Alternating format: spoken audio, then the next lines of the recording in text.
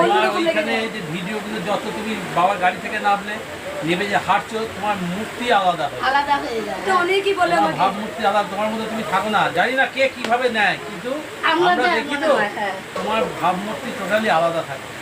মানে মাও চাই যে আমার মেয়ে আসবে, মেয়ে একদম, আসবে, মেয়ে একদম। আসবে। ও